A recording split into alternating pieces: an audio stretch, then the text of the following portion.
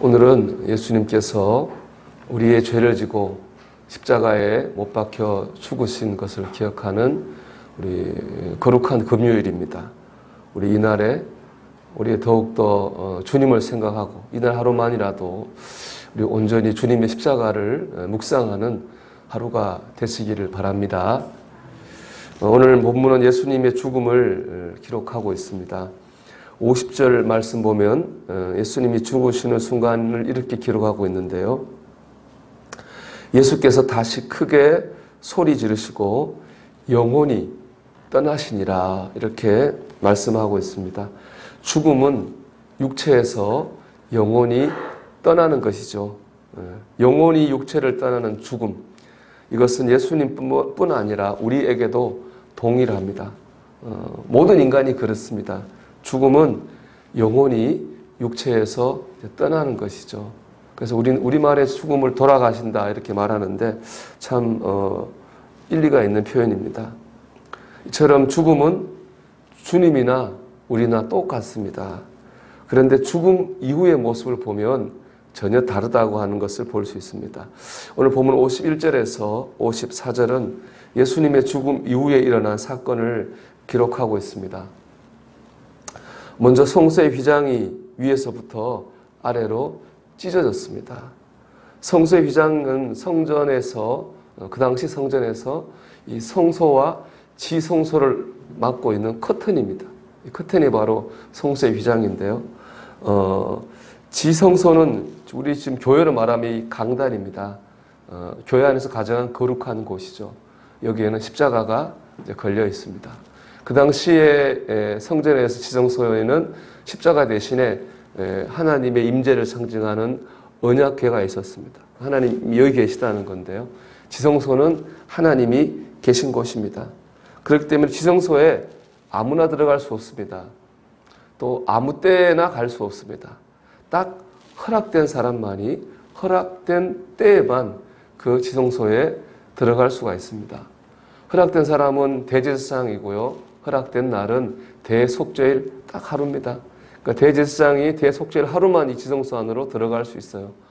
다른 사람이 혹은 또 다른 때에 들어가면 그 사람은 죽었습니다. 왜냐하면 죄인 인간이 하나님을 있는 죄에 있는 그대로 보면 죽을 수밖에 없기 때문에 그렇습니다. 그렇기 때문에 그 외의 사람은 출입 금지입니다. 이 출입 금지를 상징하는 것이 바로 이 성소와 지성소 사이에 있는 휘장 커튼이었거든요.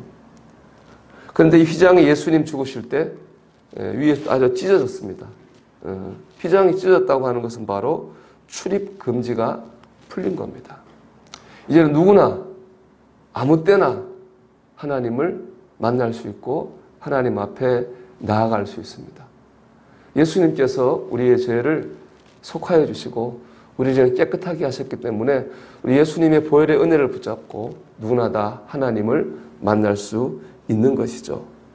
장애물이 없어진 것입니다. 그래서 히브리서 4장 16절 이렇게 말씀합니다. 그러므로 우리는 긍휼하심을 받고 때를 따라 돕는 은혜를 얻기 위하여 은혜의 보좌 앞에 담대히 나아갈 것이니라.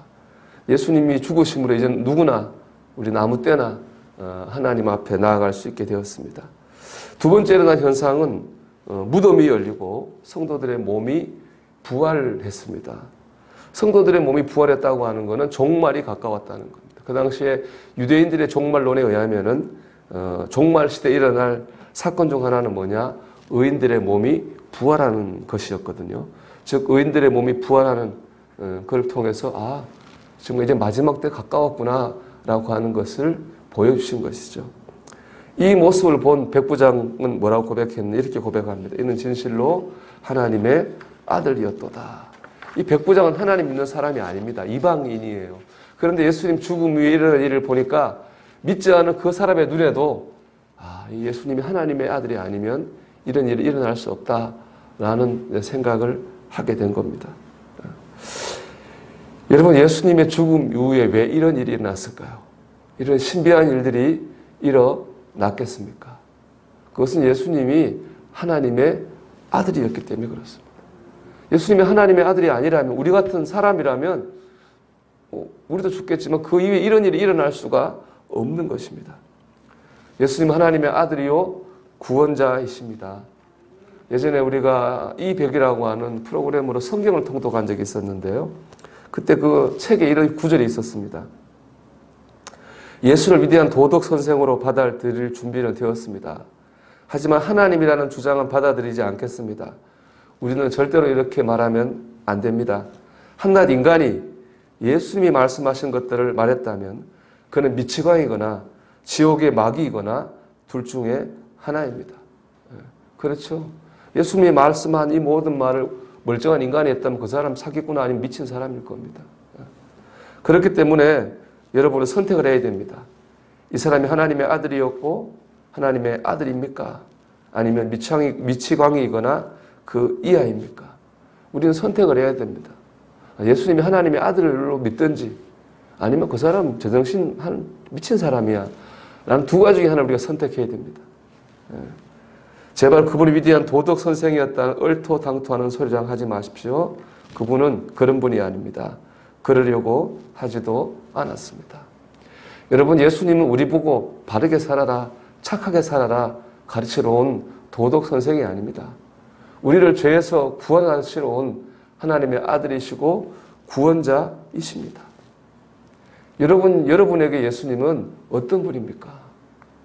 여러분은 지금 예수님은 어떤 분으로 믿고 있고 어떤 분으로 의지하고 있고 어떤 분으로 붙잡고 살고 있습니까? 여러분, 예수님은 하나님의 아들이고 구원자입니다. 우리 이걸 믿든지 안 믿든지 둘 중에 하나를 하는 거지 중간이 없다는 것이죠. 둘째로 예수님의 죽음 이후에 일어났던 것은 주님께서 하나님의 뜻대로 진리로 사셨기 때문에 그렇습니다. 이 말씀 묵상하면서 주님 이후에 내 죽음도 한번 생각을 해봤습니다. 내가 죽은 다음에 이 세상에 어떤 일이 날까? 주님이 죽은 다음에 백부장이 뭐라고 그랬습니까? 그는 진실로 하나님의 아들이었다 그랬잖아요. 그러면 우리가 죽은 다음에 이런 말 해야 되겠죠. 그는 진실로 그리스도인이었다. 그런 말들이 있어야 될 겁니다. 그게 우리가 잘 살았다는 증거겠죠. 예수님께서 하나님의 아들이었다라는 그런 말을 들은 것은 예수님이 진리로 살았기 때문에 그렇습니다. 이 땅에 사실 때 진리로 하나님의 말씀을 따라 사셨기 때문에 그런 흔적을 남길 수가 있었거든요. 우리도 마찬가지입니다. 우리는 물론 진리가 아닙니다. 예수님이 진리인데요. 우리는 진리이신 예수님을 따라 살아야 됩니다. 주님의 말씀을 따라 살아야 됩니다. 그럴 때 우리의 죽음 이후에 아름다운 흔적을 남기게 될 겁니다. 그는 진실로 그리스도인이었다.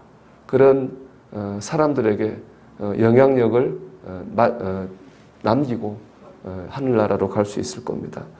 그래서 이제 말씀 묵상하면서 주님의 죽음 앞에 나의 죽음을 보게 되었거든요. 사랑하는 여러분, 예수님이 하나님의 아들이시고 구원자이심을 이 거룩한 금요일에 다시 붙잡으시기를 바랍니다. 그리고 주님의 죽음을 보면서 여러분의 죽음도 보십시오. 우리 이 땅에서 어떻게 살아야 될 건가? 뭘 남겨야 될 건가? 라고 하는 것을 보는 가운데 여러분 오늘 하루 믿음의 삶을 살아가는 저와 여러분이 되시기를 주님의 이름으로 축원합니다. 우리 기도드리겠습니다. 오늘 하루 주님의 죽음을 묵상하면서 예수님을 나의 구원자로 굳게 붙들게 하옵소서. 주님이 아름다운 흔적을 남기셨던 것처럼 내가 주님의 뜻을 따라 살아서 아름다운 흔적을 남기는 삶을 살게 하옵소서. 우리 같이 기도드리겠습니다.